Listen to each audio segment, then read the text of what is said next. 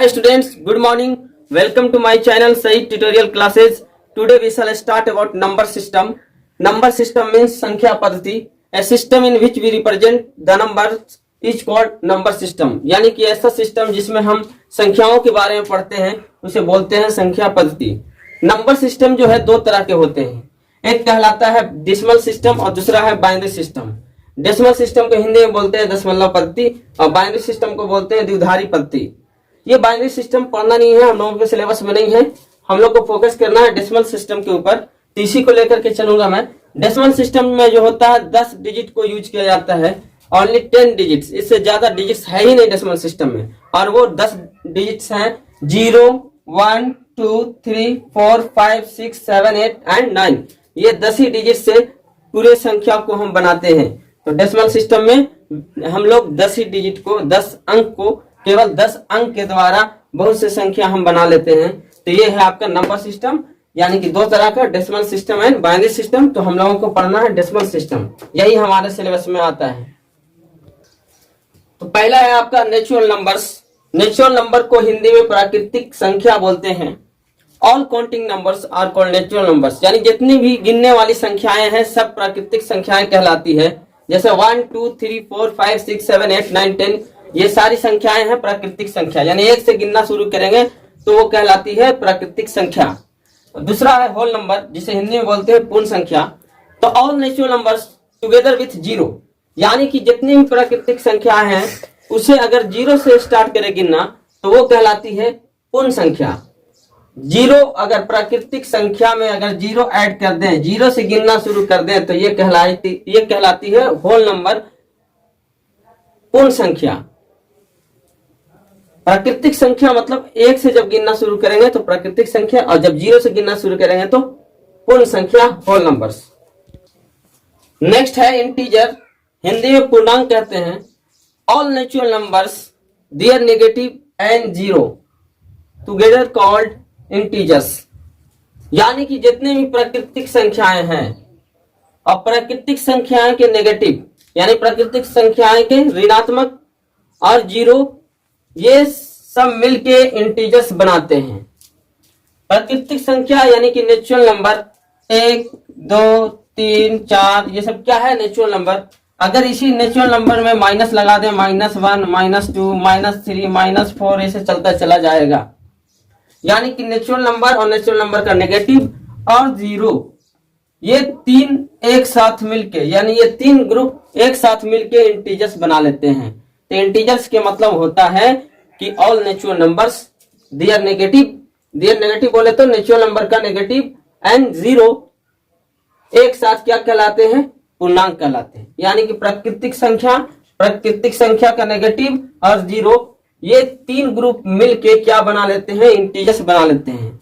अब बहुत से बच्चों को इंटीजर्स आता नहीं है समझ में, सिर्फ डिफिनेशन रख लेते हैं लेकिन उन्हें पता ही नहीं चलता है कि इंटीजर्स किसे कहते हैं. तो इंटीजर्स का अगर हम संधि विच्छेद करें पूर्णांक का तो ये होता है पूर्णांक. पूर्णांक बोले तो ये कहलाता है पूर्ण जोड़ अंक. यानी कि ऐसा अंक जो अपने आप में पूरा है वही कहलाता है पूर्णांक, वही कहलाता है इंटीजर्स. जैसे ये 5 अपने आप में पूरा है, कुछ कम नहीं रहा है ना बढ़ रहा है, एकदम एग्जैक्टली 5 है. 4 ये भी पूर्णांक है. -6 होने के लिए कुछ घट बढ़ नहीं रहा है, सिर्फ साइन चेंज हो गया, तो साइन से कोई इशू नहीं है, मतलब ये 6 पूरा है. 100 पूरा है अपने आप में. 1 करोड़ पूरा है अपने आप में. यानी कि ऐसा संख्या जो अपने आप में पूरा होगा तो वो कहलाता है पूर्णांक. -500 क्या ये इंटीजर्स है, तो बिल्कुल इंटीजर है क्योंकि 500 पूरा है, न घट रहा है न बढ़ रहा है, 500 पूरा है. तो जो भी संख्या अपने आप में पूरा होंगे वो कहलाएंगे पूर्णांक. कोई आपसे पूछ देगा बताओ दी 9 पूर्णांक है, तो बिल्कुल है. 100 पूर्णांक है, तो बिल्कुल है. लेकिन यही आपसे कोई पूछ दे कि बताइए 2/5 पूर्णांक है, इंटीजर है 2/5, तो बिल्कुल नहीं है, क्योंकि ये 5 चीज थी और मिला है कितना आपको 2, यानी कि 5 में 2 हिस्सा मिला है. क्या 5 पूरा मिलता तब नहीं. अगर ये रहता 5 है, 5 में 5 आपको मिल जाता तो ये कट के क्या बना लेता 1, और 1 क्या है इंटीजर है, 1 अपने आप में पूरा है. तो कहने का मतलब ये है कि 5 चॉकलेट था, 5 चॉकलेट में आपको 2 ही चॉकलेट मिला, तो क्या पूरा मिला? नहीं, यानी कि 5 में 2, तो ये कहलाता है फ्रैक्शन, यानी कि 2/5 क्या हो गया? फ्रैक्शन हो गया। तो फ्रैक्शन जो होता है वो कभी भी इंटीजर नहीं होता है, फ्रैक्शन कभी भी इंटीजर नहीं होता है। और समझते हैं, नेक्स्ट देखते हैं, जैसे ये 2.5 है, 2.5, क्या ये 2.5 एक पूरा कोई नंबर है या कम रहा है या बढ़ रहा है? तो देखते हैं, अगर इसमें से हम 0.5 घटा दें तो ये 2 मिलेगा आपको, अगर 2.5 में 0.5 ऐड कर दें तो 3 मिल जाएगा आपको। कहने का मतलब ये है कि ना ही ये 2 है और ना ही ये 3 है। 2.5 जो है ना ही 2 है ना ही 3 है, यानी कि 2 से बड़ा है और 3 से छोटा है। हमें पूरा संख्या चाहिए, या तो 2 चाहिए या 3 चाहिए। तो 2 अगर बनाना है इसमें 0.5 घटाना पड़ेगा, अगर इसे 3 बनाना है 0.5 ऐड करना पड़ेगा। अगर 0.5 घटा देते हैं 2 बन जाता है, ये अब पूरा हो गया अपने आप में 2, न घट रहा है न बढ़ रहा है। अगर इसी में हम 0.5 ऐड कर देते हैं तो ये 3 हो जाता है, अब अपने आप में पूरा हो गया, न घट रहा है न बढ़ रहा है। तो इस तरह से हम कह सकते हैं कि 2.5 जो है अपने आप में पूरा नहीं है, या तो ये 2 होता तब पूरा होता, या तो ये 3 होता तब पूरा होता, एक पूर्ण संख्या बनता। तो ये आपका 2 पूर्ण संख्या और 3 पूर्ण संख्या है। तो ओवरऑल यहाँ से ये हम समझे कि 2.5 क्या है जी हमारा, तो पॉइंट लगा रहे तो इसे बोलते हैं डेसिमल, यानी कि ये डेसिमल है। 2.5 2 से ज्यादा और 3 से कम है, या तो इसे ये 2 बन जाता या तो ये 3 बन जाता, तो पूर्णांक होता। तो ये अभी पूर्णांक नहीं है। तो यानी कहने का मतलब ये है कि कोई भी फ्रैक्शनल पार्ट कभी भी इंटीजर नहीं होता है, कोई भी डेसिमल कभी भी इंटीजर नहीं होता है। कोई भी डेसिमल जैसे 3.2 ये इंटीजर नहीं होता है। इंटीजर होने के लिए संख्या को पूरा होना चाहिए, जैसे 5 इंटीजर है अपने आप में पूरा है, -100 इंटीजर है अपने आप में पूरा है। तो इंटीजर होने के लिए एक पूर्ण संख्या होना चाहिए, क्योंकि इसके संधि विच्छेद जब कर रहे हैं तो पता चल रहा है पूर्ण जोड़ अंक, यानी वैसा अंक वैसा डिजिट जो अपने आप में पूरा हो। यही लिखा हुआ है 2.5, तो ये डिजिट अपने आप में पूरा नहीं है, ठीक है, डिजिट अपने आप में पूरा नहीं है। मैं आपको अभी बताया कि डिजिट जो यूज करते हैं वो 10 तरह का, 0 1 2 3 4 5 6 7 8 9 ये है डिजिट। क्या 2.5 डिजिट है? नहीं है। तो 2.5 डिजिट है ही नहीं, तो ये पूर्णांक नहीं होगा। तो ओवरऑल हमें ये समझ में आया, बस इतना याद रखेंगे कि कोई भी डेसिमल या कोई भी फ्रैक्शन इंटीजर नहीं होगा। Integer means all natural number their negative and zero, तो एक साथ क्या कहलाते हैं? इंटीजर कहलाते हैं। और ये इंटीजर्स जो है 2 तरह के होते हैं, एक पॉजिटिव इंटीजर्स इसे हिंदी में बोलते हैं धनात्मक पूर्णांक, और एक नेगेटिव इंटीजर्स इसे हिंदी में बोलते हैं ऋणात्मक पूर्णांक। इंटीजर्स 2 तरह का, यानी कि इंटीजर कौन कौन हो गया जी? नेचुरल नंबर का नेगेटिव और जीरो, ये 3 ग्रुप एक साथ मिलके क्या बना लेते हैं? इंटीजर्स बना लेते हैं। यानी कि इंटीजर्स देखा जाए तो इंटीजर इस तरह से आप समझ सकते हैं, ये है 0 के राइट साइड में चलेंगे तो पॉजिटिव मिलेगा 1 2 3, इस तरह से चलता चलेंगे तो प्लस इंफिनिटी तक जाएंगे। लेफ्ट में आएंगे 0 को -1 -2, इस तरह से माइनस इंफिनिटी तक के। तो हम ये कह सकते हैं कि माइनस इंफिनिटी से लेके प्लस इंफिनिटी तक के जितना भी है सब क्या कहलाते हैं? पूर्णांक कहलाते हैं। ठीक है, तो पूर्णांक यहाँ से 2 तरह के समझ में आ रहा है, एक पॉजिटिव है और एक नेगेटिव है। ये 0 की बात कर ले तो 0 जो है नाइदर पॉजिटिव नॉर नेगेटिव, 0 जो है वो न्यूट्रल है। आप -0 बोलते हैं या +0 बोलते हैं, इससे कोई भी फर्क नहीं पड़ेगा, इस पे माइनस या प्लस से कोई माने मतलब नहीं है। तो 0 जो है वो न्यूट्रल है, neither positive nor negative. Integers 2 तरह का, पॉजिटिव 1 2 3 4 ये जो भी है पॉजिटिव इंटीजर, और ये है आपका -1 -2 -3 negative integer. 0 is neither positive nor negative, it is neutral. तो ये था आपका इंटीजर्स, यानी ये है integers, positive integers, negative integer. 0 is neither positive nor negative, it is neutral, उदासीन होता है। ओके, नेक्स्ट है आपका इवन नंबर, सम संख्या। ऐसा संख्या जिसमें 2 से भाग लग जाए, पूरा पूरा 2 से भाग लग जाए, उसे बोलते हैं even number. A number which is exactly divisible by 2, वैसा संख्या जिसमें 2 से पूरा पूरा भाग लग जाए, रिमाइंडर नहीं बचे, उसे बोलते हैं सम संख्या। जैसे 2, 4, 10, 100, 524, 8, 9, 6, 2, 8, ये सब क्या है आपका, ये सब इवन नंबर है। दूसरा है आपका ओड नंबर, इसे बोलते हैं विषम संख्या। ऐसा संख्या जिसमें 2 से भाग पूरा पूरा ना लग पाए, उसे बोलते हैं विषम संख्या। ऐसा संख्या जिसमें 2 से पूरा पूरा भाग ना लग पाए, उसे बोलते हैं विषम संख्या। A number which is not exactly divisible by 2 is called an odd number. जैसे 3, 5, 15, 21, 89, 86, ये सब क्या है, विषम संख्या है, ओड नंबर है। तो ओड और इवन का यही कंसेप्ट है कि वैसा कोई भी संख्या जिसमें 2 से भाग लग जाएगा पूरा पूरा, वो कहलाता है आपका इवन नंबर। और वैसी कोई भी संख्या जिसमें 2 से पूरा पूरा भाग ना लगे, वो कहलाती है आपका विषम संख्या, ओड नंबर। नेक्स्ट हम पढ़ते हैं प्राइम नंबर, इसे बोलते हैं अभाज्य संख्या। ऐसा संख्या जिसके सिर्फ 2 फैक्टर्स होते हैं, 2 ही भाजक होते हैं, उसे बोलते हैं अभाज्य संख्या। और वो कौन कौन होते हैं 2 भाजक? एक तो ये 1 होता है, और दूसरा फैक्टर जो होता है वो संख्या खुद होता है। यानी कि सीधा सीधे आप ऐसे समझ लें कि ऐसी संख्या जिसमें 1 से भाग लगे और वो संख्या जो है उससे खुद भाग लगे, तीसरी कोई भी संख्या नहीं होगी ऐसी जो उस संख्या को काट पाएगी, तब जाके वो संख्या अभाज्य संख्या कहलाती है। जैसे एग्जाम्पल के तौर पे आपको बता रहे हैं, जैसे 2 है, तो 2 मैं आपसे पूछूं कि बताओ जी 2 में किस किस से भाग लग सकता है, तो आप कहेंगे 1 से लग जाएगा, 2 बार में कट गया। और किससे लगेगा? 2 से भी लग जाएगा, 2 में 1 बार में कट गया। और कोई संख्या है जो इस 2 को डिवाइड कर पाएगी? तो कोई मतलब कि 1 और 2 को छोड़ के कोई भी तीसरी संख्या नहीं है जो इसे काट पाएगी। तो इसलिए ये 2 के पास जो है सिर्फ 2 ही तरह के फैक्टर्स है, 1 and 2 itself, और ये 2 खुद। एक और एग्जांपल से समझते हैं। जैसे 13 को मैं बोलूं कि 13 को डिवाइड करो जी, तो कौन कौन डिवाइड कर सकती है? तो पहली संख्या तो होगी आपका 1 जो है इसे डिवाइड कर देगी 13 बार में। दूसरी संख्या जो 13 को डिवाइड कर दे वो कौन? तो वो 13 खुद है, 13 से ये 1 बार में कट हो जाएगा। आप बताइए और कोई ऐसी संख्या है जो इस 13 को डिवाइड कर पाए? नो। यानी कि 1 और 13 को छोड़ के कोई भी तीसरी संख्या ऐसी नहीं है जो 13 को डिवाइड कर पाए। कहने का मतलब 13 के सिर्फ 2 ही डिवाइजर हैं, 1 and 13 खुद। डिवाइजर और फैक्टर दोनों सेम चीज है।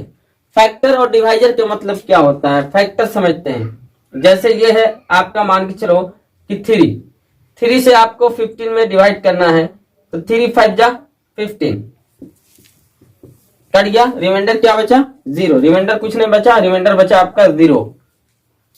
वही मैं कहता कि 3 से आप 17 में लगाओ जी, तो 3 5 जा 15, रिमाइंडर क्या बचा? 2। यानी ऐसी संख्या जो दूसरी संख्या को पूरा पूरा डिवाइड कर दे, तब ये संख्या इस संख्या की फैक्टर कहलाती है। ये 3 जो है 17 को पूरा डिवाइड नहीं कर पा रही है, रिमाइंडर बच जा रहा है इस केस में, इसलिए ये 3 17 का फैक्टर नहीं है, लेकिन 3 15 का फैक्टर है। जब एक संख्या दूसरी संख्या को पूरा पूरा भाग लगा दे, तो ये संख्या दूसरी संख्या की फैक्टर कहलाती है। तो फैक्टर समझ गए होंगे। तो कहने का मतलब हम आपसे पूछे कि बताइए आप 13 का क्या क्या फैक्टर है, यानी कि कौन कौन ऐसी संख्याएं हैं जो 13 को डिवाइड कर पाएगी, पूरा पूरा डिवाइड कर देगी। तो एक तो आप कहेंगे कि 1 से करेंगे तो पूरा डिवाइड हो जाएगी। दूसरा आप ये कहेंगे कि अगर 13 से खुद डिवाइड किया जाए तो भी ये 13 पूरा पूरा कट जाएगा। तो कहने का मतलब ये हुआ कि सिर्फ 2 ही ऐसी संख्याएं हैं जो 13 को पूरा पूरा डिवाइड कर पा रही है, वो संख्याएं हैं 1 और 13 खुद है। तो ऐसी संख्याएं जिनके सिर्फ 2 ही फैक्टर्स होते हैं, एक तो 1 और दूसरी फैक्टर वो संख्या खुद, तो इस तरह के संख्या को हम बोलते हैं प्राइम नंबर। नेक्स्ट देखते हैं कंपोजिट नंबर। कंपोजिट नंबर को हिंदी में बोलते हैं भाज्य संख्या।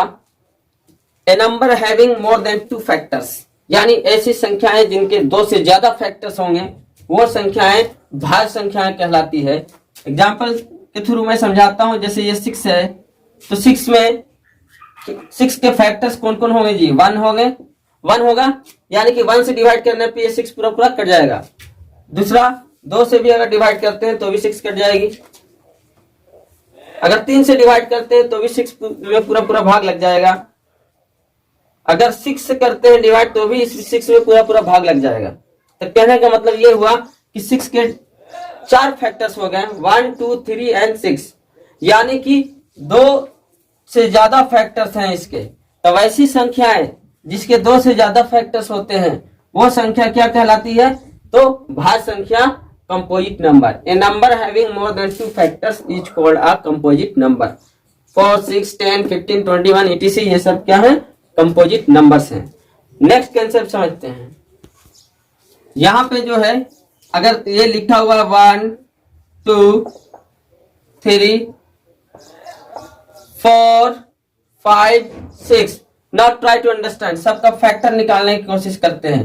1 के क्या क्या फैक्टर है जी? तो 1 के फैक्टर सिर्फ 1 है। 2 के फैक्टर्स क्या क्या है? तो 2 के 2 फैक्टर्स है 1 2। 3 के फैक्टर्स बताइए तो 1 एंड 3। 4 के फैक्टर्स बताइए तो 1 2 एंड 4। 5 के फैक्टर्स बताइए तो 1 एंड 5। ये 6 के फैक्टर्स बताइए तो 1 2 3 6। यानी यहां से ये समझ में आया कि कुछ संख्याएं ऐसी हैं जिनके 2 से ज्यादा फैक्टर्स है। जैसे देख सकते हैं 2 से ज्यादा फैक्टर्स है, इसको देखिए 2 से ज्यादा फैक्टर्स, इसका 2 से ज्यादा फैक्टर्स। लेकिन कुछ संख्याएं ऐसी है जिनके सिर्फ 2 ही फैक्टर्स हैं, 1 और उस संख्या खुद। जैसे 5 में देख लो 1 और 5, 3 में देख लो 1 3, 2 में 1 2। और एक संख्या है 1। 1 ऐसी संख्या है जिसके सिर्फ एक ही फैक्टर है और वो 1 खुद है। यानी कि अभी मैं बोला कि प्राइम नंबर होने के लिए 2 फैक्टर्स होना चाहिए, एक तो 1 होना चाहिए, एक संख्या खुद होना चाहिए। कंपोजिट नंबर होने के लिए 2 से ज्यादा फैक्टर्स होना चाहिए। क्या 1 के पास 2 से ज्यादा फैक्टर्स है? नहीं, तो 1 तो कंपोजिट होगा नहीं। क्या 1 के पास 2 फैक्टर्स है? 1 और कुछ भी है? तो नहीं, एक ही फैक्टर्स है। प्राइम नंबर होने के लिए 2 फैक्टर्स और कंपोजिट नंबर होने के लिए 2 से ज्यादा फैक्टर्स। तो 1 के पास ना 2 से ज्यादा फैक्टर्स है ना 2 फैक्टर्स है, तो ना ही ये कंपोजिट होगा और ना ही प्राइम होगा। तो 1 is neither composite not prime. यहां से ये समझ में आया कि 1 is neither composite not prime. तो यहां नोट में ये लिख लेंगे 1 is neither composite not prime. 1 is neither composite not prime, ना ही कंपोजिट है और ना ही प्राइम है। एक और चीज समझते हैं, जैसे ये 2 4 6 8 10 ये क्या है? ये है इवन नंबर, जिसमें 2 से भाग लग जाता है पूरा पूरा, वो कहलाती है इवन नंबर। तो ये इवन नंबर का सीरीज है। तो इवन नंबर में देख लो, अगर इसके फैक्टर की बात करें तो 1 2। 4 के फैक्टर्स तो 1 2 4। 6 के फैक्टर 1 2 3 6। 8 के फैक्टर 1 2 4 8। 10 के फैक्टर 1 2 5 10। यानी कि यह देखने वाली बात यह है कि सिर्फ 2 ऐसा है, 2 is the only even number which है only 2 factors, 1 and itself, and other remaining even numbers have more than 2 factors। यानी कि 2 के पास सिर्फ 2 फैक्टर्स हैं, बाकी जितनी भी सम संख्याएं हैं सबके पास 2 से ज्यादा फैक्टर्स हैं। तो जब 2 से ज्यादा फैक्टर्स, तो ये सब क्या कहलाएंगे? ये सब कंपोजिट नंबर कहलाएंगे। और सिर्फ 2 फैक्टर्स 1 and itself, तो ये प्राइम कहलाते हैं। तो यहां से एक पॉइंट ये समझ में आया कि जितनी भी इवन नंबर हैं सब कंपोजिट हैं एक्सेप्ट 2। 2 को छोड़ के सब सम संख्याएं भाज्य संख्याएं होती है, जबकि 2 ऐसी सम संख्या है जो अभाज्य संख्या होती है। तो अगला नोट लिख लेंगे, 2 is the only even prime number. 2 is the only even prime number. 2 is the only even prime number। तो 1 is neither composite nor prime। 2 is the only even prime number and all other even numbers are composite। यानी 2 सिर्फ ऐसा even number है जो prime है, बाकी even number composite होते हैं। 2 is the smallest prime number। अगर पूरे प्राइम में सबसे छोटी प्राइम की बात हो तो कौन है? तो 2। तीन है, दो के बाद तीन आती है, तो तीन जो स्मॉलेस्ट ऑड प्राइम है, तीन जो है स्मॉलेस्ट ऑड प्राइम है। ओवरऑल पूरे में सबसे छोटी प्राइम नंबर कौन है? दो। ऑड प्राइम की बात कर ले, सबसे छोटी ऑड प्राइम तो तीन। 1 से 50 के बीच 15 प्राइम नंबर्स होते हैं। There are 15 prime numbers between 1 and 50। 50 से 100 के बीच 10 प्राइम नंबर्स होते हैं। There are 10 prime numbers between 50 and 100। और 1 से 100 के बीच बोल दिया जाए तो there are 25 prime numbers between 1 and 100। 1 से लेके 100 के बीच 25 प्राइम नंबर्स होते हैं, 25 अभाज्य संख्याएं होती हैं। तो ये नोट बहुत इंपॉर्टेंट है, लिख लें। नेक्स्ट जानते हैं को प्राइम के बारे में। को प्राइम्स किसे कहते हैं? ये सह अभाज्य संख्या, यानी कि कोई भी दो प्राइम नंबर का सेट, वो कहलाती है coprime. A set of two prime numbers are called coprimes. जैसे दो भी प्राइम है और तीन भी प्राइम है, तो ये सेट जो है 2 और 3 का जो सेट बना, ये क्या कहलाएगा? को प्राइम। ये 5 भी प्राइम है और 7 भी प्राइम है, तो ये दोनों का जो सेट बना 5 और 7 का, तो ये सेट क्या कहलाया? को प्राइम। अब यहाँ पे समझना है रिलेटिवली प्राइम्स। को प्राइम में ये है कि दोनों ही संख्या क्या होगी? प्राइम होगी। जैसे 2 भी प्राइम है, 3 भी प्राइम है, 5 भी प्राइम और 7 भी प्राइम। तो को प्राइम में दोनों संख्या को क्या होना चाहिए? तो प्राइम ही होना चाहिए। लेकिन रिलेटिवली प्राइम में जरूरी नहीं है कि दोनों संख्या जो है प्राइम ही हो। जैसे ये है आपका a set of two numbers having HCF 1 are called relatively primes, यानी कि ऐसा कोई भी सेट जिसमें दो संख्याओं का HCF बोले तो कॉमन फैक्टर। जैसे आपसे मैं पूछूं कि बताओ जी, एक संख्या 6 है और दूसरी संख्या 8 है, तो इसका 6 का फैक्टर क्या है? 2 and 3। 8 का फैक्टर क्या है? 2, 4। तो दोनों में कॉमन फैक्टर क्या है जी? 2। यानी कि 2 जो है 6 को भी डिवाइड कर सकता है और 8 को भी, तब ये जाके कॉमन फैक्टर कहलाता है। जैसे ये लिखा हुआ है आपका 5 और 19। 5 और 19, एक मिनट, ये है आपका 8 and 7। 8 and 7 दोनों में कॉमन फैक्टर बताइए। 8 के फैक्टर क्या क्या हैं? तो 1, 2, 4, 8। 7 के फैक्टर क्या क्या है? 1 और 7। तो दोनों में कॉमन फैक्टर क्या हो गया? सिर्फ 1। कॉमन फैक्टर बोले तो HCF, यानी कि दो ऐसी संख्याएं जिनका HCF 1 हो, वो दो संख्या का सेट रिलेटिवली प्राइम कहलाती है। जैसे 8, 7, बहुत से एग्जांपल ले सकते हैं। जैसे ये 20 और 3, ये है आपका 15 and 11 etc। ये क्या हो गया? तो ये हो गया आपका रिलेटिवली प्राइम। को प्राइम और रिलेटिवली प्राइम में फर्क यही है कि को प्राइम में दोनों संख्याएं प्राइम होगी और रिलेटिवली प्राइम में जरूरी नहीं है कि दोनों प्राइम हो, एक नॉन प्राइम भी हो सकती है, कंपोजिट होगी और दूसरी प्राइम होगी। यानी कोई भी ऐसी दो संख्या का सेट जिनका HCF 1 होगा वो रिलेटिवली प्राइम होंगे। तो ये डिफरेंस थे प्राइम, को प्राइम और रिलेटिवली प्राइम में। नेक्स्ट है ट्विन प्राइम्स। ट्विन प्राइम्स किसे कहेंगे? तो ऐसे मतलब कि कोई भी दो प्राइम नंबर का सेट जिनका डिफरेंस 2 होगा वो कहलाते हैं ट्विन प्राइम्स। जैसे आप 5 और 7 ले ले, अगर ये दोनों का डिफरेंस निकाले, डिफरेंस मतलब कि घटाओ, तो 7 - 5 कितना बचेगा जी? 2। 11, 13 ले ले तो 13 में से 11 गया 2।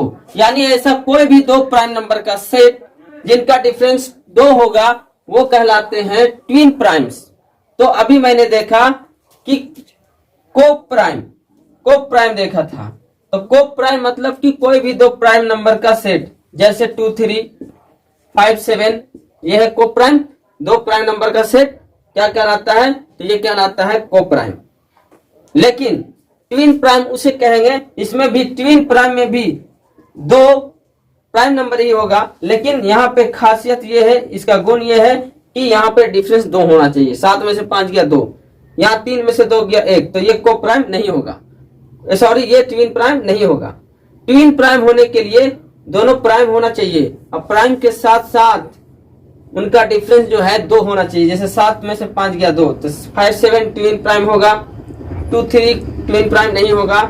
ठीक है, एक और मैं बताया था रिलेटिवली प्राइम। रिलेटिवली प्राइम कहने का मतलब ऐसा कोई भी संख्या, ऐसा 2 संख्याओं का सेट जिनका एचसीएफ कॉमन डिफरेंस क्या होगा, तो 1 होगा। जैसे 20 और ये है आपका 3, 23 ये है आपका रिलेटिवली प्राइम, क्योंकि 20 और 3 दोनों का एचसीएफ क्या है, तो 1 है, तो इसे बोलते हैं रिलेटिवली प्राइम। तो ओवरऑल कहने का मतलब ये है कि को प्राइम अगर देख लें हम 2 और 3 ये को प्राइम है, तो इनका भी कॉमन डिफरेंस क्या हो, सॉरी इनका भी कॉमन फैक्टर क्या है, 1।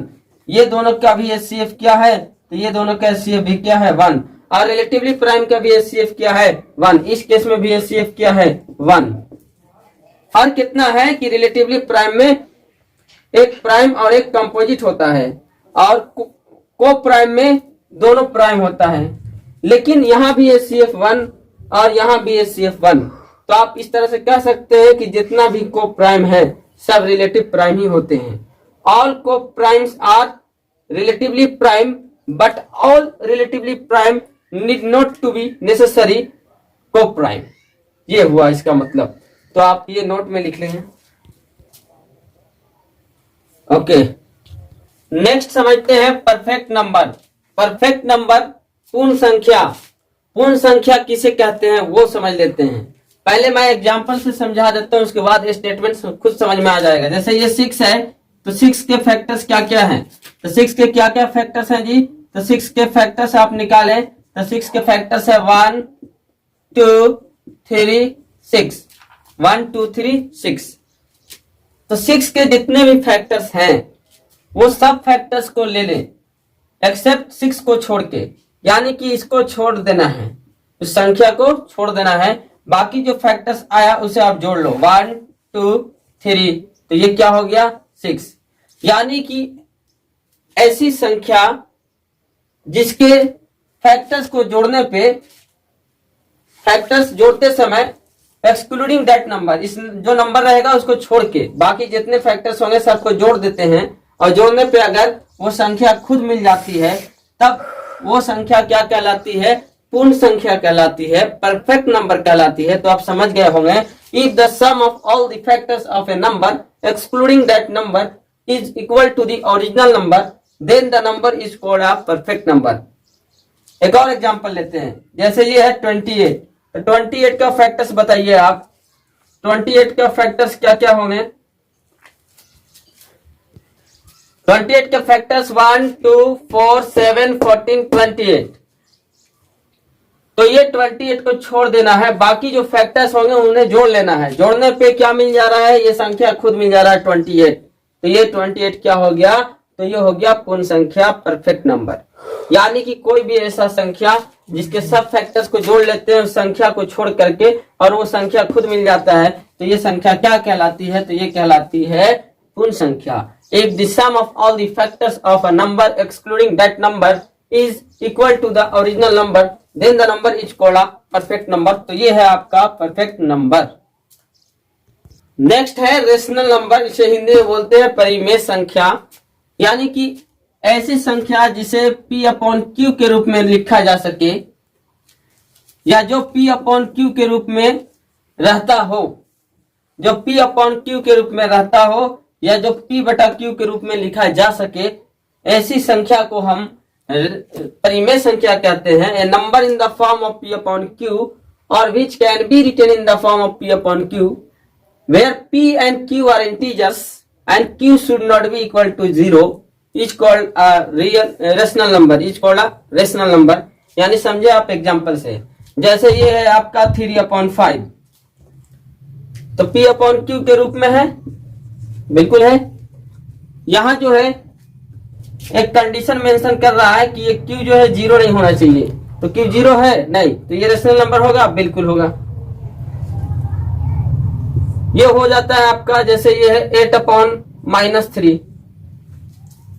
क्या ये रेशनल नंबर होगा, बिल्कुल होगा। देख लो P अपॉन Q के रूप में है और Q 0 के बराबर नहीं है, माइनस में हो चलेगा, कोई इशू नहीं, 0 नहीं होना चाहिए, तो Q 0 के बराबर नहीं है, तो ये रेशनल नंबर हो गया 8 अपॉन -3। तो ये समझ रहे थे कि नीचे में जीरो नहीं होना चाहिए। जैसे ये है, मान के चलो 3/0, तो 3/0 क्या ये रेशनल नंबर होगा? तो देखते हैं, नहीं होगा, क्योंकि ये P/Q के रूप में तो है, लेकिन ये Q जो है जीरो के बराबर हो गया, जीरो के बराबर, यानी Q = 0 हो गया। और यही Q जो है जीरो के बराबर नहीं होना चाहिए। तो जब नीचे में जीरो आ जाए, इतना याद रखेंगे कि ऊपर में कोई संख्या है और नीचे में जीरो है, तो ये रेशनल नंबर नहीं होगा। अगर ऊपर में जीरो है, मान के चलो ये है 0/4, क्या ये रेशनल नंबर होगा? तो बिल्कुल होगा, ये P/Q के रूप में है। P 0 हो जाए, ऊपर वाला जीरो हो जाए चलेगा, नीचे वाला जीरो नहीं होना चाहिए। तो नीचे वाला जीरो तो नहीं है, तो ये रेशनल नंबर होगा। यानी कि ऊपर में संख्या और नीचे में जीरो, तो रेशनल नंबर नहीं होगा। और यही रहे, ऊपर में जीरो और नीचे में कोई संख्या, तो ये रेशनल नंबर होगा, ये रेशनल नंबर होगा, बिल्कुल होगा ये। तो ये था आपका कंसेप्ट रेशनल नंबर का। और भी देखते हैं, जैसे ये है 5, क्या ये रेशनल नंबर है? P/Q के रूप में है। रेशनल नंबर उसी को कहेंगे जो P/Q के रूप में होना चाहिए। तो ये P/Q के रूप में तो है नहीं, लेकिन इसे P/Q के रूप में लिखा जा सकता है। क्या 5 को नहीं लिख सकते हैं? 5/1 हो गया P/Q के रूप में। तो इसीलिए मैं डिफिनेशन में ऐड किया हूं कि number in the form of P/Q और which can be written in the form of P/Q, यानी जो P/Q के रूप में हो या P/Q के रूप में लिखा जा सके और Q 0 के बराबर ना हो, तो इसे रेशनल नंबर कहते हैं। रेशनल नंबर जैसे 5, 1 2 3 4 5, ये 1 से गिनना स्टार्ट करते हैं तो नेचुरल नंबर। तो जितना भी नेचुरल नंबर होता है सब रेशनल नंबर होते हैं। जैसे ये 1 है, तो 1 को 1/1 लिख सकते हैं, 2 को 2/1 लिख सकते हैं। तो जितना भी नेचुरल नंबर होते हैं सब रेशनल नंबर होते हैं, क्योंकि इसे P/Q के रूप में लिख सकते हैं। 0 है, तो 0 क्या? 0 रेशनल नंबर है? तो बिल्कुल है, क्योंकि इसे लिख सकते हैं 0/1। नीचे में जीरो नहीं होना चाहिए, ऊपर में जीरो होगा चलेगा, तो ये रेशनल नंबर है। क्या -6 रेशनल नंबर है? तो बिल्कुल है, क्योंकि -6 को लिख सकते हैं -6/1, ये हो गया P/Q के रूप में। तो जितना भी rational number, whole number, integers, जितना चीज अब तक के पढ़े हैं हम नंबर सिस्टम में, ये सब के सब क्या होते हैं? रेशनल नंबर होते हैं। ओके, समझ में आ गया? तो यहां में नोट में डाल लेंगे कि all natural numbers are rational numbers. जितना भी नेचुरल नंबर्स होते हैं सब रेशनल नंबर होते हैं। All whole numbers are rational number, जितने भी रेशनल नंबर होते हैं सब के सब रेशनल नंबर होते हैं। All integers are rational number, सभी इंटीजर्स भी रेशनल नंबर होते हैं। All perfect roots are rational number, ये परफेक्ट रूट समझते हैं। जैसे ये है √4, तो 4 का स्क्वायर रूट क्या होता है? 2।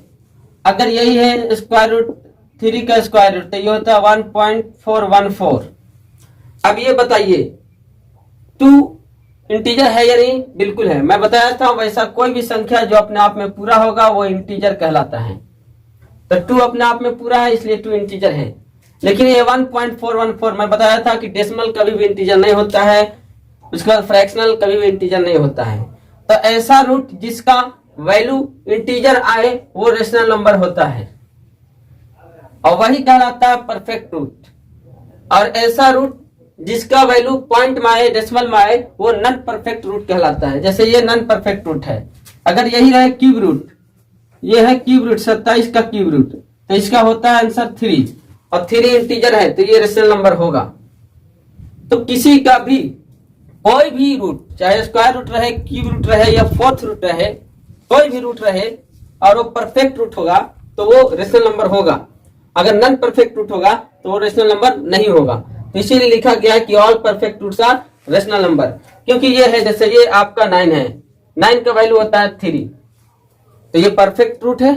अब ये 3 को लिख सकते हैं 3/1, तो ये P/Q के रूप में लिखा गया, तो ये रेशनल नंबर हो गया। इसीलिए बोला गया है कि all perfect root are rational number.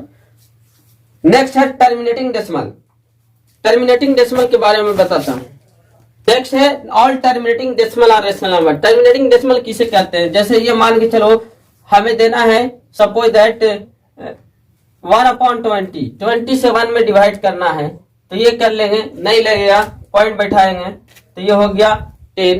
फिर भी नहीं लेगा, एक बार 0 बैठा लें, ये हो गया 100, तो ये कट गया 25 या 100, यानी कि ये टर्मिनेट कर गया, कट गया।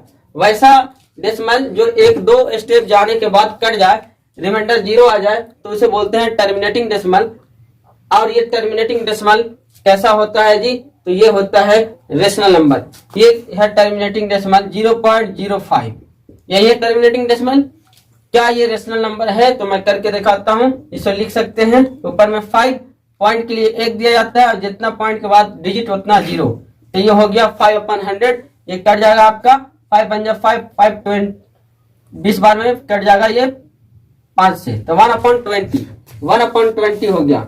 क्या ये P/Q के रूप में नहीं हुआ? बिल्कुल हुआ। तो क्या ये रेशनल नंबर होगा? तो बिल्कुल होगा। तो जितना भी टर्मिनेटिंग डेसिमल होगा वो रेशनल नंबर होगा।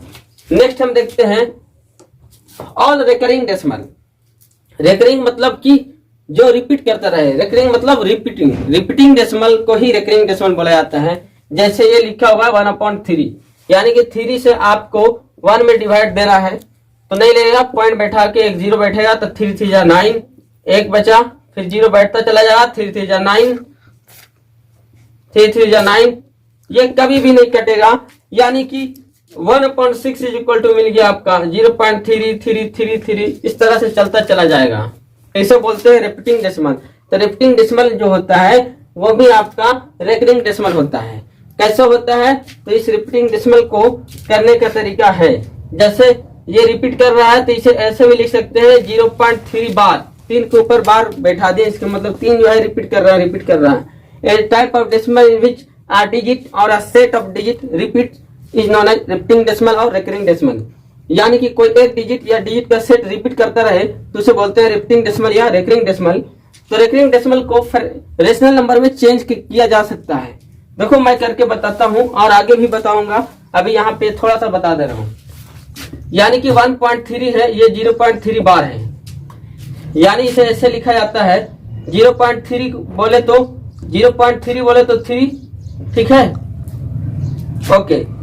उसके बाद क्या करते हैं, ऊपर जो संख्या है वो लिखा गया, उसके बाद जितना संख्या रिपीट करे उतना 9 नीचे में बैठा देते हैं। एक संख्या रिपीट कर रहा है तो 1 9, अब इसे कट किया जाए तो ये क्या हो गया 1/3। तो क्या ये रिपीटिंग डेसिमल जो था रेशनल नंबर के रूप में लिखा गया? तो बिल्कुल लिखा गया। तो इसीलिए कहा गया रिपीटिंग डेसिमल जो होता है वो रेशनल नंबर होता है। टर्मिनेटिंग डेसिमल मतलब कि एक दो स्टेप में कट जाए। रिपीटिंग डेसिमल का मतलब कि वो कटे नहीं, बल्कि कोई डिजिट या डिजिट का सेट रिपीट होता जाए, वो कभी भी नहीं कटेगा, तो उसे बोलते हैं रिपीटिंग डेसिमल। तो रिपीटिंग डेसिमल या रिकरिंग डेसिमल ये दोनों रेशनल नंबर होते हैं। टर्मिनेटिंग डेसिमल भी रेशनल नंबर होते हैं। इसके बारे में और आगे में डिटेल में पढ़ाऊंगा मैं, फिलहाल आप इसे कॉपी कर लेंगे। एक चीज और नोट का ही पार्ट है, इसे भी लिख लेंगे। जो आप समझते हैं ये पाई का वैल्यू माना जाता है 22/7, लेकिन एक्चुअल में जो पाई का वैल्यू है वो नॉन टर्मिनेटिंग डेसिमल है, नॉन रिपीटिंग डेसिमल है। नहीं वो टर्मिनेट करता है, नहीं रिपीट करता है। तो पाई जो है आपका, पाई जो होता है वो इरेशनल होता है, लेकिन ये वैल्यू जो दिया गया है ये आपका रेशनल होता है। तो यहाँ पे कर लेंगे कि pi is an irrational but 22/7 is rational. ये क्या होता है? रेशनल होता है। नेक्स्ट है इरेशनल नंबर, अपरिमेय संख्या। A number which is not in the form of P/Q or which cannot be written in the form of P/Q, where P and Q are integers and Q is not equal to 0 is called an irrational number। यानी कि ऐसी संख्या जो P/Q के रूप में ना हो और ना ही P/Q के रूप में लिखा जा सके, जहां P और Q पूर्णांक है और Q 0 के बराबर नहीं होना चाहिए, वैसी संख्या को अपरिमेय संख्या कहते हैं। जैसे जितना भी नॉन टर्मिनेटिंग, एक तो मैं बताया कि भाग देने पे वो कट जाएगा तो टर्मिनेटिंग, और दूसरा मैं ये बताया कि भाग लगाते जा रहे हैं और एक डिजिट या कोई डिजिट का सेट रिपीट करता जा रहा है, बार बार वही आ रहा है, तो वो कहलाता है रिकरिंग। तो ना ही टर्मिनेटिंग हो या ना टर्मिनेट करे और ना रिकरिंग हो, ना कोई डिजिट या डिजिट का सेट बार बार रिपीट करे, तो नॉन टर्मिनेटिंग और नॉन रिकरिंग डेसिमल जो होता है वो इरेशनल होता है। All non perfect roots. अभी मैं बताया जैसे रूट 9 का वैल्यू 3, तो जिसका वैल्यू इंटीजर आता है वो परफेक्ट रूट, लेकिन यही है रूट 3, तो रूट 3 का वैल्यू होता है 1.414। वैसा रूट जिसका वैल्यू डेसिमल में आया वो नॉन परफेक्ट रूट होता है। तो नॉन परफेक्ट रूट जो है इरेशनल होता है और परफेक्ट रूट रेशनल होता है। उसके बाद पाई इरेशनल है, और पाई का वैल्यू जो हम लोग पढ़ते हैं 22/7 वो रेशनल है। तो यहाँ से यही समझ में आया कि all non terminating non recurring decimals are irrational, all non perfect roots are irrational, pi is irrational. तो इसे आप कॉपी कर लेंगे। नेक्स्ट समझते हैं प्रॉपर्टीज ऑफ रेशनल नंबर्स, यानी कि परिमेय संख्याओं के गुण। तो गुण क्या है वो देखते हैं। जो 4 ऑपरेशन है, mathematical operation, addition, subtraction, multiplication और डिवीजन, उसी के ऊपर मैं देखता हूं क्या इसका गुण है। तब ये है sum of 2 rational numbers is always a rational number, यानी कि 2 परिमेय संख्याओं का योग हमेशा परिमेय संख्या ही होता है। जैसे एक परिमेय संख्या है 2, अगला परिमेय संख्या है 5, तो दोनों को सम जोड़ दे तो 5 2 7, तो ये भी क्या हो गया, परिमेय संख्या हो गया, रेशनल नंबर हो गया। नेक्स्ट है difference of 2 rational number is always rational number. 2 परिमेय संख्याओं का अंतर हमेशा परिमेय संख्या होता है। जैसे ये है आपका 8 रेशनल नंबर है, मैं बताया था कोई भी इंटीजर रेशनल होता है तो 8 रेशनल है। और ये है आपका 5, ये भी रेशनल है। 8 - 5 3, ये भी रेशनल हो गया। तो 2 रेशनल नंबर का डिफरेंस जो होता है वो भी रेशनल होता है। नेक्स्ट है product of 2 rational numbers is always rational. 2 परिमेय संख्याओं का गुणनफल भी रेशनल होता है, परिमेय होता है।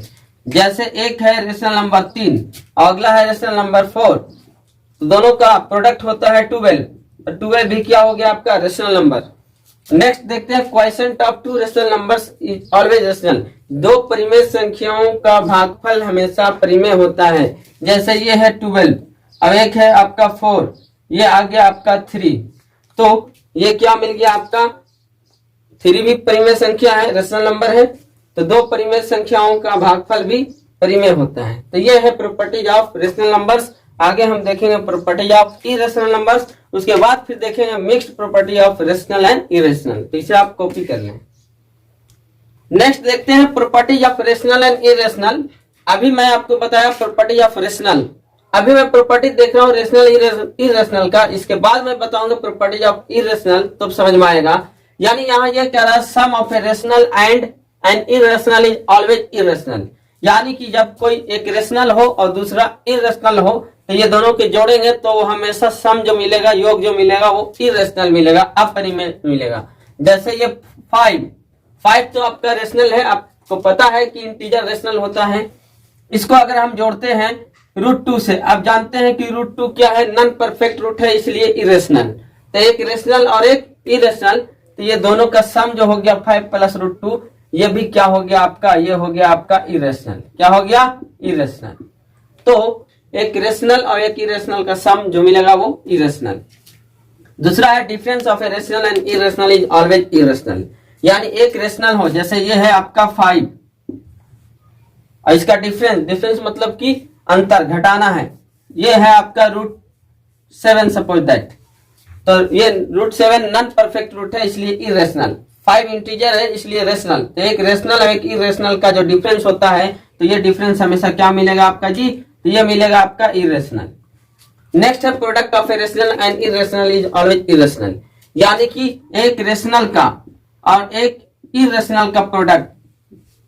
5 रेशनल है, इंटीजर है, और √2 क्या है, नॉन परफेक्ट रूट है इसलिए इरेशनल। तो एक रेशनल और एक इरेशनल को गुना करेंगे, तो गुना करने के बाद जो प्रोडक्ट आएगा, जो गुणनफल आएगा, वो क्या हो जाएगा आपका इरेशनल। तो 5√2 भी क्या हो गया आपका इरेशनल। नेक्स्ट है quotient of a rational and irrational is always irrational, यानी कि एक परिमेय और एक अपरिमेय संख्या है तो इनका भागफल हमेशा इरेशनल होगा, अपरिमेय होगा। जैसे ये है आपका सपोज दैट ये है 5 रेशनल है और ये है आपका √2 इरेशनल है। तो एक रेशनल और एक इरेशनल का जो भागफल होगा वो हमेशा क्या होगा, इरेशनल होगा। तो ये क्या मिलेगा आपका इरेशनल, ये आपका इरेशनल बना देगा। जैसे ये है आपका 8, ओके, और ये है आपका √3। तो ये क्या देगा जी, एक रेशनल है और ये क्या है, इरेशनल है। तो ये क्या हो गया, इसका भागफल इरेशनल। तो ये होता है रेशनल इरेशनल के केस में, यानी एक रेशनल और एक इरेशनल तो हमेशा इरेशनल, दोनों रेशनल तो हमेशा सम प्रोडक्ट डिफरेंस पर्सन वो भी रेशनल। अब देखेंगे इरेशनल का, कॉपी कर लीजिए। अब देखते हैं प्रॉपर्टीज ऑफ इरेशनल नंबर्स, यानी sum of two irrational numbers need not to be an irrational. दो अपरिमेय संख्याओं का योग जरूरी नहीं है कि अपरिमेय आए, वो परिमेय भी हो सकता है। यानी दो इरेशनल नंबर्स का सम रेशनल भी हो सकता है और इरेशनल भी हो सकता है। अभी मैं दिखाता हूं। ये है आपका इरेशनल, ये क्या है, इरेशनल, और ये भी क्या है आपका इरेशनल। कैसे हम पहचाने कि ये इरेशनल है, तो इससे पीछे मैं पढ़ाया कि एक रेशनल हो, ये दो रेशनल है, इंटीजर है इसलिए, और √3 नॉन परफेक्ट रूट है इसलिए इरेशनल है। तो एक रेशनल और एक इरेशनल का सम क्या बताया था, इरेशनल, इसलिए ये पार्ट पूरा क्या हो गया, इरेशनल। ये रेशनल है, ये इरेशनल है, तो रेशनल इरेशनल का डिफरेंस क्या बताया था, इरेशनल, इसलिए ये पार्ट क्या हो गया, इरेशनल। यानी ये दोनों स्क्रीन पे जो देख रहे हैं 2 + √3 इरेशनल है और 2 - √3 भी इरेशनल है। अब ये दोनों को जोड़ना है, तो जोड़ने पे क्या मिलेगा आपको, ये मिल जाएगा 2 + √3 plus into plus plus 2 plus into minus minus √3। तो यहां से देखें कि √3 प्लस में है, √3 माइनस में है, तो ये तो कट जाएगा खत्म, और 2 + 2 क्या हो गया 4, और 4 क्या है, इंटीजर, और इंटीजर कैसा होता है, रेशनल। तो ये क्या हो गया आपका रेशनल। तो इसीलिए कहा जा रहा है कि जरूरी नहीं है कि दो रेशनल को जोड़े तो आपको दो इरेशनल को जोड़े तो इरेशनल ही मिले, ऐसा कोई जरूरी नहीं है। दो इरेशनल को जोड़ने पे रेशनल भी मिल सकता है और इरेशनल भी मिल सकता है। नेक्स्ट है difference of two irrational numbers need not to be an irrational. क्या ये रहा है कि दो इरेशनल नंबर्स का डिफरेंस जरूरी नहीं है कि इरेशनल ही हो, वो रेशनल भी हो सकता है। दो अपरिमेय संख्याओं का अंतर अपरिमेय भी हो सकता है और परिमेय भी हो सकता है। देखते हैं एग्जांपल के थ्रू। ये है 5 + √2, ये है आपका इरेशनल, होगा या नहीं, बिल्कुल होगा। 5 इंटीजर है इसलिए ये रेशनल, और √2 नॉन परफेक्ट रूट है इसलिए ये इरेशनल। अब मैं बताया था कि एक रेशनल और एक इरेशनल का सम क्या होता है, इरेशनल होता है। तो ये हो गया आपका इरेशनल, ये भी आपका इरेशनल हो गया। ये इंटीजर है, ये नॉन परफेक्ट रूट है, तो एक रेशनल और एक इरेशनल को हमेशा जोड़ते हैं तो हमेशा इरेशनल मिलता है। तो ये भी पार्ट इरेशनल, ये भी इरेशनल। अब ये दोनों का अंतर देखते हैं, डिफरेंस देखते हैं। तो क्या होने वाला है, 5 + √2 माइनस इंटू प्लस -3 और माइनस इंटू प्लस माइनस √2। तो यहां से मिल गया आपका √2 और √2, ये √2 प्लस में, ये √2 माइनस में, तो ये कैंसिल हो गया। ये बच गया 5 में से 3 गया 2, और 2 क्या है आपका रेशनल है, इसे 2/1 लिख सकते हैं P/Q के फॉर्म में, तो ये रेशनल हो गया। तो जरूरी नहीं है कि दो अपरिमेय को जोड़े तो इरेशनल मिले, कोई जरूरी नहीं है, रेशनल भी मिल सकता है। एग्जाम्पल आपके सामने है। थर्ड प्रॉपर्टी देखते हैं इसका। थर्ड प्रॉपर्टी ये है product of two irrational numbers need not to be an irrational. दो इरेशनल संख्याओं को अगर गुना करते हैं तो जरूरी ना हो कि इरेशनल मिले, वो रेशनल भी मिल सकता है। देखते हैं √3 इरेशनल है, ये क्या है, इरेशनल, क्योंकि नॉन परफेक्ट रूट है तो ये इरेशनल, और ये भी इरेशनल।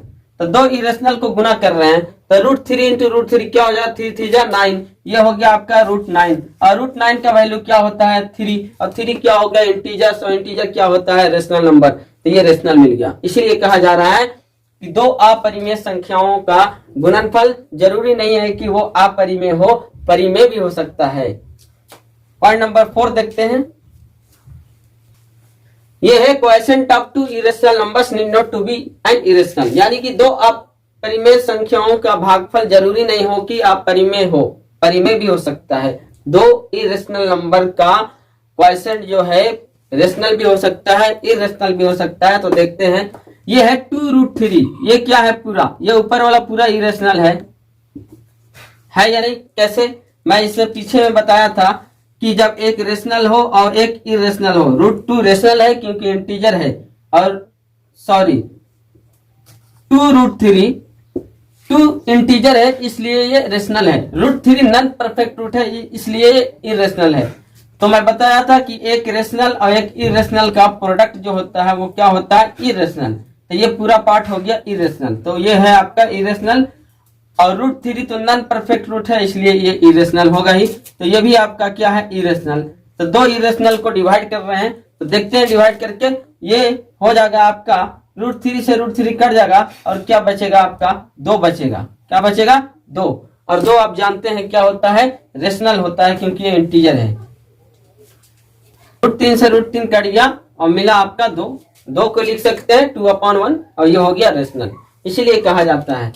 अब तक ये क्या हम समझे, हम यही पढ़े कि जब भी दो रेशनल की बात हो, रेशनल प्लस रेशनल हमेशा रेशनल, रेशनल का डिफरेंस, दो रेशनल का डिफरेंस हमेशा रेशनल, दो रेशनल का प्रोडक्ट हमेशा रेशनल, दो रेशनल का परसेंट हमेशा रेशनल। ये पढ़े, जब दो रेशनल की बात हो तो इसमें हर ऑपरेशन में आपको रेशनल ही मिलेगा। नेक्स्ट ये पढ़े थे कि जब एक रेशनल हो और एक इरेशनल को जोड़े तो ये हमेशा इरेशनल देगा। एक रेशनल में से इरेशनल को घटाएं तो ये हमेशा इरेशनल देगा। एक रेशनल और एक इरेशनल को गुना करें तो ये हमेशा इरेशनल देगा। एक रेशनल और इरेशनल को आप डिवाइड करेंगे तो हमेशा इरेशनल मिलेगा। ये पढ़े थे। इसके बाद नेक्स्ट पढ़े कि दोनों इरेशनल रहे, दोनों इरेशनल रहे। जब दोनों इरेशनल रहे, दोनों इरेशनल रहे, तो जब दोनों इरेशनल को जोड़ेंगे तो ये आपका रेशनल भी मिल सकता है और इरेशनल भी मिल सकता है। जब दो इरेशनल को अगर घटाते हैं तो ये रेशनल भी मिल सकता है, इरेशनल भी मिल सकता है। अगर ये दो इरेशनल को मल्टीप्लाई करते हैं तो ये रेशनल भी मिल सकता है, इरेशनल भी मिल सकता है। अगर दो इरेशनल को डिवाइड करते हैं तो ये रेशनल भी मिल सकता है, इरेशनल भी मिल सकता है। तो ये है आपका रेशनल नंबर इरेशनल नंबर का properties. I hope you could understand, copy it. Next देखते हैं रियल नंबर्स। रियल नंबर्स किसे कहते हैं हिंदी में, वास्तविक संख्या। तो अभी हम पढ़े रेशनल और इरेशनल, परिमेय और अपरिमेय दोनों मिल करके क्या बना लेते हैं, वास्तविक संख्या। यानी कि all rational and irrational numbers together called real numbers. Real number मतलब कि रेशनल प्लस इरेशनल, यानी कि रियल नंबर में दोनों होते हैं, रेशनल भी और इरेशनल भी। यानी कि अगर कोई ये कह दे क्या सभी रेशनल जो होते हैं वो इरेशनल, सभी रेशनल जो होते हैं रियल होते हैं, नहीं। सभी रेशनल रियल होते हैं, बिल्कुल। और rational number are real number, but all real number are not rational number. ऐसा इसलिए क्योंकि रियल नंबर में तो इरेशनल भी इसमें है, इरेशनल भी है। तो क्या सभी रियल को रेशनल कह सकते हैं, नहीं कह सकते हैं, क्योंकि रियल में इरेशनल भी आ जाएगा। इसलिए सभी रियल को रेशनल नहीं कह सकते हैं, लेकिन सभी रेशनल को रियल कह सकते हैं। जितना भी रियल है, जितना भी रेशनल नंबर है, सब रियल नंबर है। लेकिन सब रियल नंबर रेशनल नहीं है, क्योंकि रेशनल में आपका इरेशनल पार्ट भी घुसा हुआ है। इसलिए सभी रियल को रेशनल नहीं कह सकते हैं, हाँ सभी रेशनल को रियल कह सकते हैं। उसी तरह से all irrational number are real number, but all real number are not irrational. क्योंकि रियल नंबर में आपका रेशनल भी है, इसलिए सभी रियल को इरेशनल नहीं कह सकते हैं, लेकिन सब इरेशनल को रियल कह सकते हैं। तो नोट वाली बात ये है। तो नोट में लिख दिया हूं जो मैं समझाया, आप इसे कॉपी कर लेंगे। Now we shall start how to find rational number between two given rational numbers। दो दिया गया परिमेय संख्याओं के बीच का परिमेय संख्या कैसे निकालेंगे।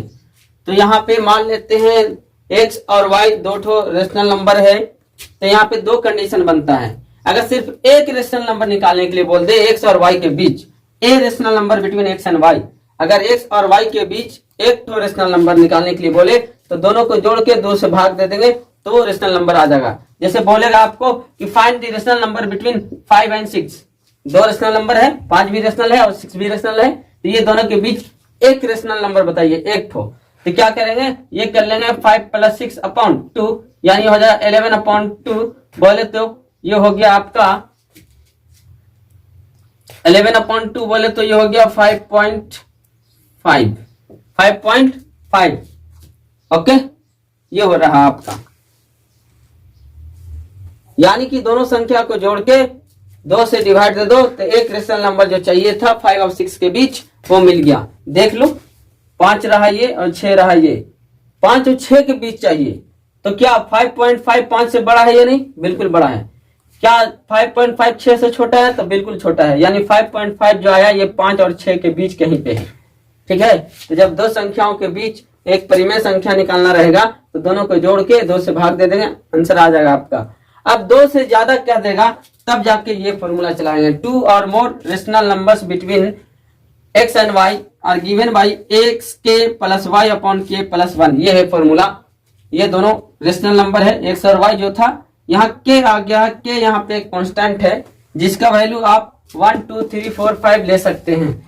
अगर 2 बोलेगा तो ले लेंगे k इज इक्वल टू 2, अगर 4 बोलेगा तो k इज इक्वल टू 4। मैं जब एग्जाम्पल करवाऊंगा तो आपको अच्छे से समझ में आ जाएगा। तो ये है फॉर्मूला। अभी ये जो फॉर्मूला आया है इसी से आया है। ये जो आया है कि 2 x और y के बीच एक परिमेय संख्या निकालने का तरीका जो है, एक रेशनल नंबर निकालने का जो तरीका है वो इसी से आया है। देखो मैं करके बताता हूँ। x के एक ही पूछ रहा है ना, तो k की जगह 1 रखेंगे, x गुने 1 प्लस वाई अपॉन के का क्या वैल्यू लिए 1, तो नीचे में भी के क्या हो जाएगा 1, 1 प्लस 1 क्या हो जाएगा, तो ये हो जाएगा x प्लस वाई अपॉन 2। यानी जो भी फॉर्मूला निकला है इसी से निकला है। जब एक परिमेय संख्या पूछ देगा निकालने के लिए, एक रेशनल नंबर निकालना रहेगा तो दोनों रेशनल नंबर को जोड़ के 2 से डिवाइड कर देंगे, वो निकल जाएगा। लेकिन 2 से ज्यादा कहेगा तो ऐसे बारी बारी से एक बार 1 रखेंगे, फिर दूसरी बार 2 रखेंगे, तीसरी बार 3 रखेंगे। इस तरह से कर करके मैं दिखाता हूँ एग्जाम्पल के थ्रू। फिलहाल आप इसे कॉपी कर लें।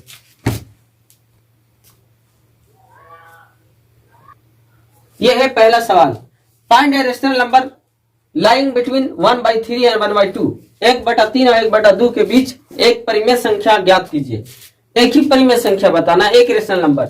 अभी मैं बताया कि जब दो को कोई संख्या दिया रहेगा x और y और ये दोनों के बीच पूछेगा रेशनल नंबर, तो दोनों को जोड़ के और 2 से डिवाइड कर देंगे। तो सेम टेक्निक अपनाएंगे। यहाँ पे क्या कर लेंगे, यहाँ पे ये कर लेंगे, एक हमारा है x, ये हो गया हमारा, और y हो गया हमारा 1/2। ये दोनों को जोड़ दिए, जोड़ के 2 से डिवाइड कर देंगे। तो ये क्या हो जाएगा आपका एलसीएम हो जाएगा यहाँ पे 3 2 जा 6, तो ये हो गया 3 2 जा और ये हो गया 2 3 जा, नीचे में हो गया 2, यानी ये हो गया 5/6 डिवाइडेड बाई 2। जिन्हें प्रॉब्लम आता है तो आप इस तरह समझे, ये है 5/6 और डिवाइडेड बाई 2 है, यानी कि ये हो जाएगा 5/6। इसे गुना में चेंज करेंगे, नीचे कुछ नहीं है 1 है तो 1 ऊपर आओ, 2 नीचे, यानी ऊपर में 5 और नीचे में 12। तो 1/3 एंड 1/2 के बीच एक रेशनल नंबर जो है वो 5/12 हो गया। तो इस तरह से निकालेंगे, यानी कि लिख लेंगे a rational number lying between 1/3 and 1/2 is equal to, ये हो जाएगा आपका, दोनों को जोड़ लेना है, दोनों दिया गया संख्या को जोड़ लिए और जोड़ के 2 से डिवाइड कर देना है। यानी कि ये एलसीएम हो गया 6, तो 3 2 जा और 2 3 जा और नीचे में 2 है, यानी ये हो गया 5/6 डिवाइडेड बाई 2, यानी ये हो गया 5/12। ये था। तो 1/3 1/2 के बीच एक चाहिए परिमेय संख्या, एक रेशनल नंबर आपको मिल चुका है। तो एक पूछ दे तो दोनों को जोड़ के 2 से डिवाइड कर देंगे। मैटर कहां पे अटकता है, जब 2 से ज्यादा पूछेगा, तो टेंशन की बात नहीं है, वो भी मैं बताता हूं। तो यहाँ पे है find 6 rational numbers lying between 3 and 4, यानी 3 और 4 के बीच 6 रेशनल नंबर निकालिए। एक पॉइंट मैं बता दूं कि कोई भी 2 रेशनल नंबर के बीच अनलिमिटेड रेशनल नंबर्स पाए जाते हैं, यानी 3 और 4 के बीच अनलिमिटेड रेशनल नंबर होता है। इतना रेशनल नंबर होता है कि आप गिन भी नहीं सकते हैं। तो 3 और 4 के बीच अनलिमिटेड रेशनल नंबर होंगे, यानी there are unlimited rational numbers lying between 2 rational numbers. कोई भी 2 परिमेय संख्याओं के बीच अनंत परिमेय संख्या पाए जाते हैं। तो ये है आपका, यानी कि किसी का कुछ आंसर आएगा, किसी का कुछ आएगा, लेकिन आपको चेक करना होगा कि क्या वो 3 और 4 के बीच ही है या नहीं है। क्योंकि अनलिमिटेड रेशनल नंबर्स होगा 3 और 4 के बीच, तो कोई स्टूडेंट का कुछ आंसर आएगा, किसी और स्टूडेंट का कुछ और आंसर आएगा, लेकिन आंसर जो आना चाहिए वो 3-4 के बीच ही आना चाहिए। तो बनाने का तो बहुत तरीका है, बहुत फॉर्मूला है, लेकिन उस सब पे मत जाइए। जो मैं बता दिया हूँ बहुत ही सिंपल फॉर्मूला है, बहुत ही अच्छा फॉर्मूला है, इसी से आपको बनाना है। ठीक है, तो 6 निकालना है तो करते हैं। पहला निकालना है कितना, 3 और 4 के बीच। तो x क्या है, यहाँ x इज इक्वल टू 3 है और y इज इक्वल टू 4 है, तो x k है। पहली संख्या निकालेंगे 3 और 4 के बीच, तो k की जगह 1 रखेंगे, 3 इंटू 1 प्लस y क्या है आपका 4। नीचे में क्या हो जाएगा, k की जगह क्या लिए 1, तो 1 प्लस 1।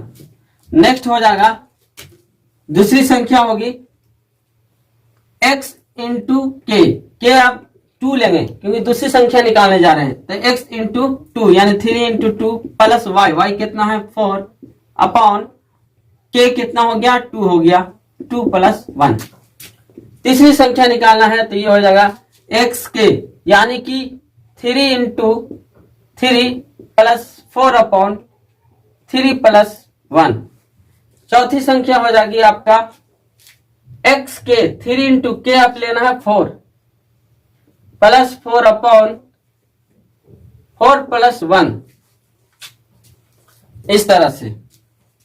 चौथी हो गई। पांचवी संख्या हो जाएगी x के का वैल्यू आप 5 लेना है, तो 3 इंटू 5 प्लस 4 अपॉन के तो 5 लिया है तो 5 प्लस 1। और छठी संख्या हो जाएगी 3 इंटू 6 प्लस 4 अपॉन 6 प्लस 1। यानी कि ओवरऑल इसे सॉल्व करके दिखाता हूं तो ये क्या होने वाला है देख लेंगे आप। 3 1 जा 3, 3 एंड 4 7, 7 अपॉन 1 प्लस 1 2। ये क्या होगा 3 2 जा 6, 6 एंड 4 10, 10 अपॉन 3। ये है 3 3 जा 9 एंड 9 प्लस 4 13, 13 प्लस 4। ये हो गया 13 अपॉन 4। नेक्स्ट है आपका 4 3 जा 12, 12 एंड 4 16, 16 अपॉन 5, 5 3 जा 15, 15 4 19 अपॉन 6, 6 3 जा 18, 18 एंड 4 22 अपॉन 7। ये आपका राइट आंसर है। क्या जो आया है ये सही है या गलत है वो आप चेक कर सकते हैं। तो जैसे ये है 7 अपॉन 2 यानी 2 से 7 में डिवाइड करके देखिए, 2 3 जा 6, 1 बचेगा रिमाइंडर, अब नहीं लग रहा है पॉइंट बैठा देंगे, 2 5 जा 10 कट गया। क्या 3.5 3 और 4 के बीच है, बिल्कुल 3 से बड़ा और 4 से छोटा है, तो सही है, यानी आंसर मेरा जो आया सही है। अगला है 3 अपॉन 10 अपॉन 3 यानी कि 3 से इस 10 में डिवाइड करके देखें तो ये 3 3 जा 9, एक बचेगा, ये हो गया 3 3 जा 9, 3.3। क्या 3.3 3 और 4 के बीच है, बिल्कुल है। तो जितनी भी संख्याएं आई है सब 3 4 के बीच आई है, तो ये निकालने का तरीका है आपका। वैसे तो 3 और 4 के बीच अनलिमिटेड रेशनल नंबर होंगे, लेकिन 6 निकालना है तो 6 निकालने का जो तरीका मैं बताया वो ये है। 6 निकालना है तो पहली मर्तबा के की जगह 1 बैठाएंगे, फिर दूसरी मर्तबा के की जगह 2, फिर तीसरी मर्तबा के की जगह 3, चौथी बार के की जगह 4, पांचवी बार के की जगह 5, यानी जितना पूछेगा वैसे बढ़ते जाएंगे बारी बारी से। तो निकालने का ये तरीका है, मैं इसको अच्छे से लिख दे रहा हूं।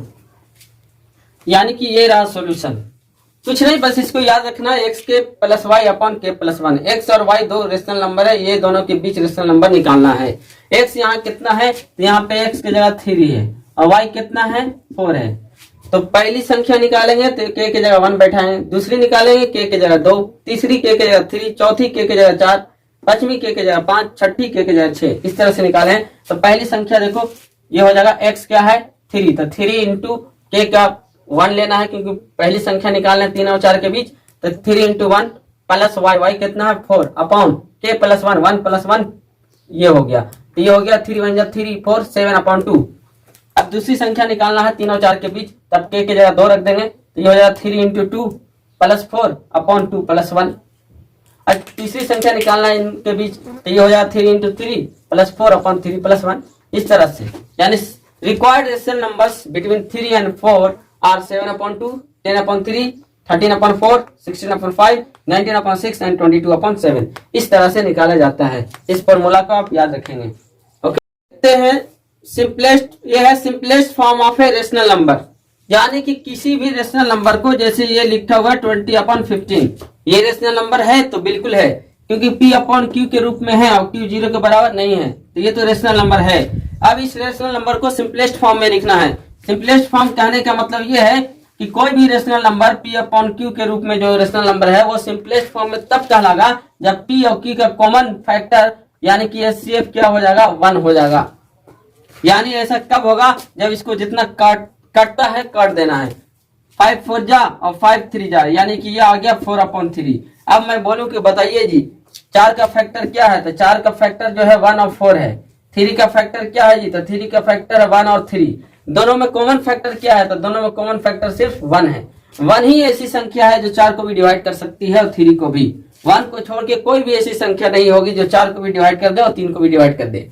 अगर 4 से डिवाइड करते हैं तो 4 ये डिवाइड होगी, लेकिन 3 नहीं हो पाएगी। अगर 3 से डिवाइड करते हैं तो 3 होगी, लेकिन 4 नहीं हो पाएगी। तो कहने का मतलब यह है कि जब रेशनल नंबर का कॉमन फैक्टर यानी कि P और Q का कॉमन फैक्टर क्या हो जाए, 1 हो जाए, तब वह रेशनल नंबर सिंपलेस्ट फॉर्म में कहलाता है। जैसे ये लिखा हुआ है आपका 30/21, ये 3 10 जा 30, 3 7 जा 21, यानी 10/7। अब आप खुद बता सकते हैं क्या और ये कर सकता है, नहीं कर सकता है। दोनों का कॉमन फैक्टर क्या हो जाएगा जी, तो दोनों का कॉमन फैक्टर 1। तो जब कोई भी रेशनल नंबर को कट करके सिंपलेस्ट फॉर्म में बदल दिया जाता है, कब, जब दोनों का न्यूमरेटर और डिनोमिनेटर दोनों का कॉमन फैक्टर 1 हो जाए, तब वह रेशनल नंबर आपका सिंपलेस्ट फॉर्म में होगा।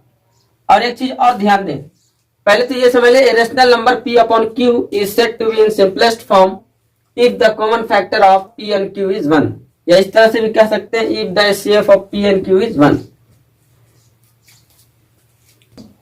तो यहाँ पे एक और अमेंडमेंट कर लेंगे, सुधार कर लेंगे, यानी कि कोई भी rational number P/Q simplest form में या स्टैंडर्ड फॉर्म भी बोला जाता है इसे, तो सिंपलेस्ट फॉर्म या स्टैंडर्ड फॉर्म में तब होता है जब P और Q का कॉमन फैक्टर क्या होता है, 1 होता है। और एक और चीज याद रखेंगे, Q should not be negative. Q को नेगेटिव नहीं होना चाहिए, इसे पॉजिटिव बना देना है अगर नेगेटिव रहे तो। कैसे दिखाते हैं, जैसे ये 30/21 है, तो इसका सिंपलेस्ट फॉर्म क्या हो गया, 3 10 जा 3 7 जा, यानी 10/7 हो गया। लेकिन यही रहता है आपका 30/-21, इसका सिंपलेस्ट फॉर्म बताओ, तो आप बोलते 10/-7। लेकिन जब नीचे में माइनस रहे, डिनोमिनेटर में माइनस रहे, तो ऑटोमेटिक आपको ऊपर कर देना है और नीचे वाले को प्लस कर देना है। तो इसका जो है 30/-21 का सिंपलेस्ट फॉर्म या स्टैंडर्ड फॉर्म ये हो गया -10/7। ऑटोमेटिक अब कैसे हमने माइनस को ऊपर कर दिया, कोई मतलब इसके पीछे कुछ होगा तब ना।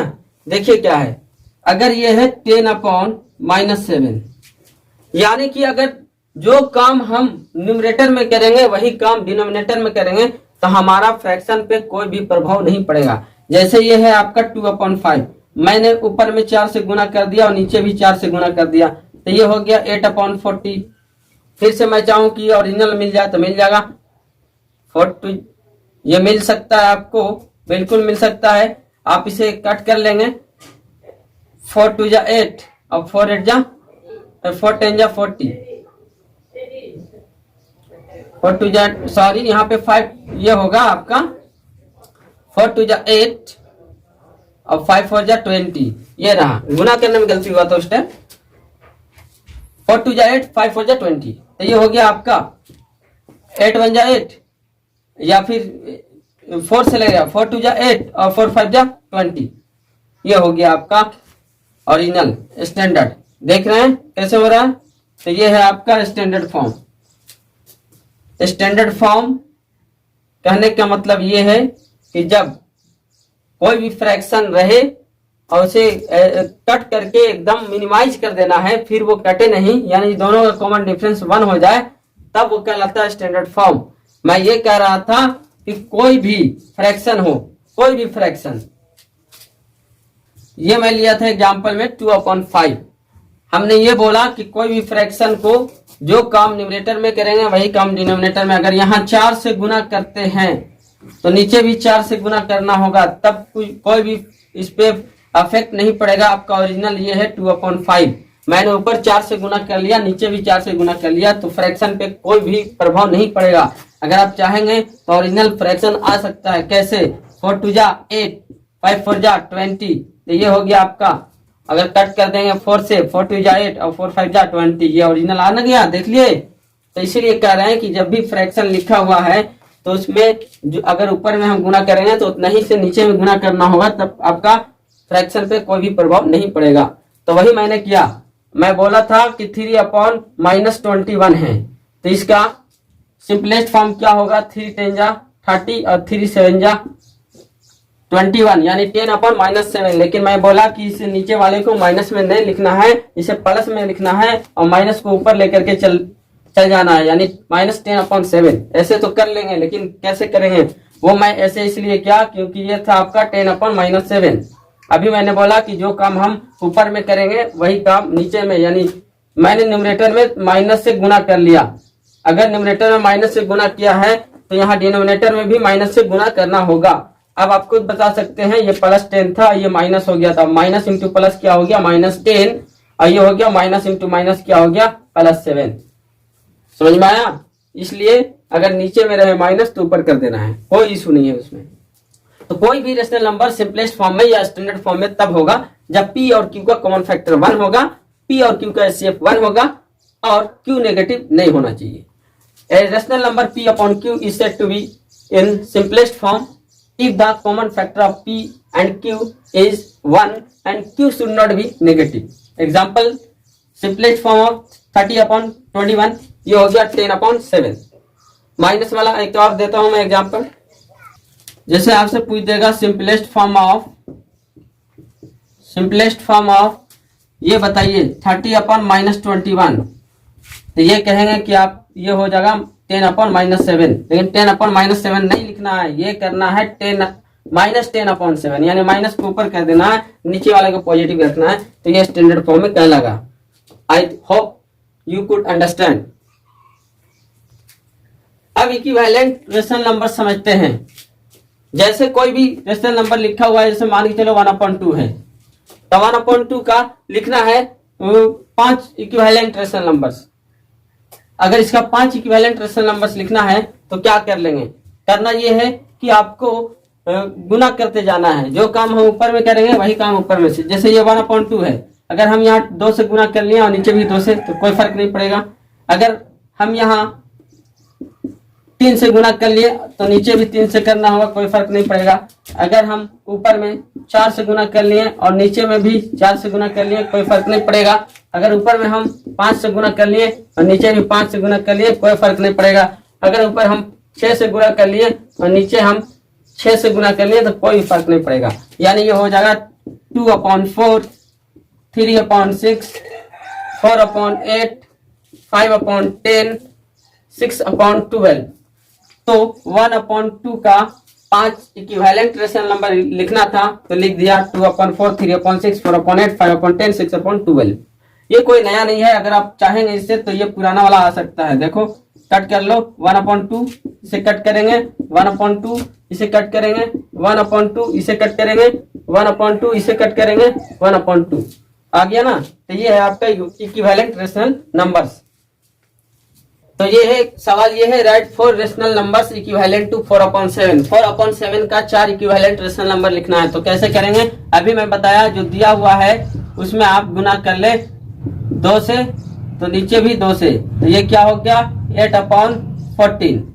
अगली बार गुना करेंगे 3 से, तो नीचे भी 3 से, तो ये हो गया 12/21। अगली बार गुना करेंगे 4 से, तो नीचे भी गुना करेंगे 4 से, 16/28। अगली बार गुना करेंगे 5 से, तो नीचे भी गुना कर लेंगे 5 से, 20/35। तो 4 रेशनल नंबर इक्विवेलेंट टू 4/7 चाहिए था। तो आप कह सकते हैं hence the 4 rational numbers equivalent to 4/7 are क्या क्या है जी?